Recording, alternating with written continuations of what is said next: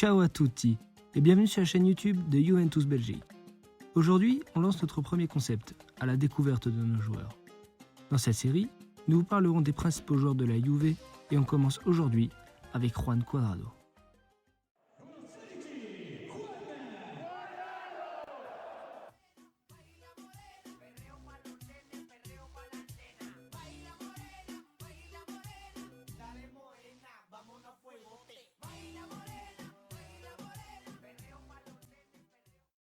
Juan Guillermo Cuadrado Bello naît le 26 mai 1988 dans la ville de Necoclí. Impossible de parler de son enfance sans évoquer le contexte de l'époque en Colombie. À cette époque, la guerre civile fait rage. Plusieurs groupes armés, les guérillas, s'insurgent face à l'État colombien. Un conflit dévastateur explose, faisant des centaines de milliers de morts. La ville de Necoclí n'est pas épargnée et voit donc son taux de criminalité décuplé. Guillermo et Marcela, les parents de Juan, lui ont appris comment réagir s'il entendait des balles. Il devait se réfugier sous son lit et ne plus bouger. Un jour de ses 4 ans, plusieurs coups de feu sont tirés. En sortant de sa cachette, il découvrit que son père venait d'être froidement assassiné par des guérilleros. Ce jour funeste changera alors le destin de la famille Cuadrado et le destin du petit Juan. En plus du climat d'extrême violence qui l'entoure, la famille de Juan vivait dans des conditions précaires. À la mort de son père, il est élevé par sa mère, Marcela Bella, et sa grand-mère, Marcela Guerrera. Venant d'un milieu défavorisé et à l'abandon, les conditions sont plus que compliquées, et se nourrir n'est que le quotidien de leur vie. La mère de Juan travaille d'arrache-pied pour survivre et payer les études de son fils. Malgré les conflits armés et les violences dues aux insurgés et au narcotrafic, le football est sacré en Colombie, comme dans toute l'Amérique latine. Les cafeteros, surnom donné à l'équipe colombienne, est à son apogée. Carlos Valderrama, Arnaldo Higuaín ou encore René Higuita sont un motif d'espoir et un modèle de réussite pour les Colombiens. Comme nombre de ses amis, Juan rêve de devenir footballeur. Il rentre souvent tard de l'école et passe son temps à jouer au foot dans la rue. Sa grand-mère raconte qu'elle le punissait souvent car il rentrait les vêtements sales, boueux, poussiéreux et qu'il mettait le chaos dans la maison. Dès ses 6 ans, Juan s'avère être un crack balle au pied. Les gens le connaissent et viennent spécialement pour le voir jouer. Sa vitesse et sa technique sont impressionnantes, c'est un phénomène. Son plus grand et seul défaut est son physique. Considéré comme trop maigre et frêle, il est rejeté par beaucoup de clubs. Néanmoins, à ses 13 ans, il est pisté par l'Atlético Urabán. Ce club le voyait comme un futur grand et ils ont bien eu raison. Sa mère le laissait donc à la garde de ses entraîneurs et lui envoyait de la nourriture avec le peu d'argent qu'elle gagnait en vendant des glaces ou en travaillant dans les champs. Elle donnait tout pour que Juan puisse devenir footballeur, car son talent était une réelle possibilité pour eux de sortir de la misère. Sa seule volonté était que Juan n'abandonne pas ses études. À Urabá, il se fait vite remarquer. D'abord attaquant puis replacé sur les ailes, Juan Cuadrado surpasse ses coéquipiers et franchit les étapes très rapidement tout en restant un étudiant modèle.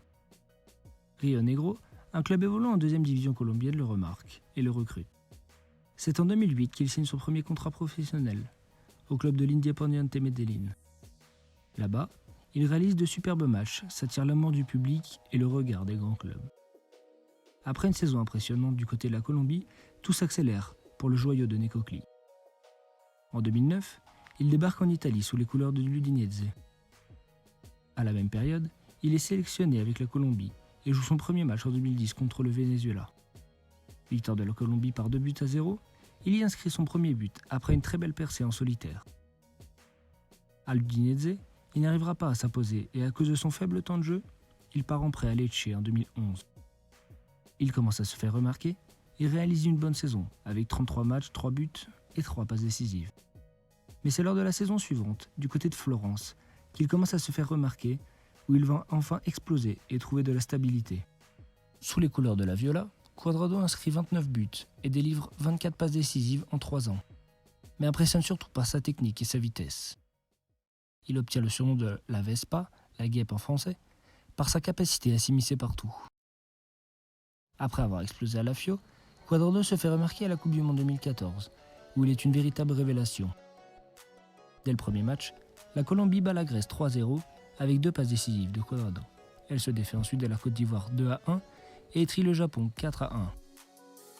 Juan est étincelant dans cette phase de groupe, inscrivant 1 but et 3 passes décisives. En huitième, la Colombie se qualifie en battant l'Uruguay 2-0. À noter un nouveau but de James sur une nouvelle passe décisive de Cuadrado.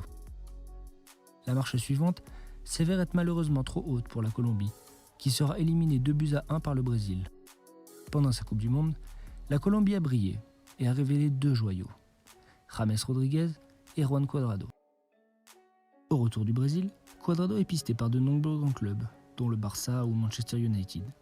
Mais c'est finalement du côté des Blues de Chelsea qu'il va s'engager. Il part pendant le mercato d'hiver contre un chèque de 31 millions d'euros. À Chelsea, il joue une vingtaine de matchs et remporte la Premier League et la League Cup. Après 6 mois passés sous le couleur de Chelsea, Juan Cuadrado s'engage à la Juve le 25 août 2015 sous la forme d'un prêt. Il joue son premier match 5 jours plus tard contre la Roma. La Juve s'inclinera malheureusement 2-1 au Stadio Olimpico. Lors de son premier derby de La Mole, en octobre 2015, il fait la passe décisive sur ce but magnifique de Pogba. Il marque ensuite à la 92e et donne la victoire à la Juve, en faisant exploser le stade. La première saison est très remarquée et le reste appartient à l'histoire. Il restera à la Juve pendant 2 ans avant de retourner à Chelsea, mais la Juve prend finalement la décision de l'acheter définitivement en juillet 2017. Il n'a pas bougé depuis. Juan Cuadrado Bianconero, c'est 5 saisons, 163 matchs, 15 buts et 31 passes décisives. C'est 4 Scudetti, 2 Coupes d'Italie et une finale de Ligue des Champions. Avec la sélection colombienne, il a joué 88 matchs et marqué 8 buts. Aujourd'hui, Juan est heureux en Italie. Il vit avec sa mère Marcella, sa femme Melissa, sa sœur Maria et ses 2 enfants, Lucia et Luca. Il a également créé une fondation pour venir en aide aux enfants défavorisés en Colombie. Il est très croyant et est toujours resté humble grâce à sa mère qui était là pour lui rappeler. Dieu t'a donné un incroyable talent, tu dois le mériter. Juan Cuadrado, c'est un enfant de Nécoclí. C'est de l'ombre à la lumière, d'un destin qui semblait brisé à un rêve devenu réalité. Cuadrado, c'est un sourire, une danse endiablée et des dribbles millimétrés. C'est la persévérance, l'élégance, la grinta et la croyance. C'est la bonté et la joie de vivre, l'humilité. C'est deux mains tendues vers le ciel, en remerciement à Dieu et pour son père. Juan Cuadrado, c'est un gamin qui rêvait de football et qui aujourd'hui fait rêver les enfants dans toute la Colombie. Cuadrado, c'est un bianconero, pour toujours. Uno di noi. Voilà, c'est tout pour nous. Si vous avez apprécié cette vidéo, vous pouvez la liker pour nous soutenir et nous suivre sur nos réseaux sociaux Facebook et Instagram. Dites-nous en commentaire si cela vous a plu et quel joueur vous souhaiteriez découvrir dans une prochaine vidéo. Fino alla fine et Forza Juve.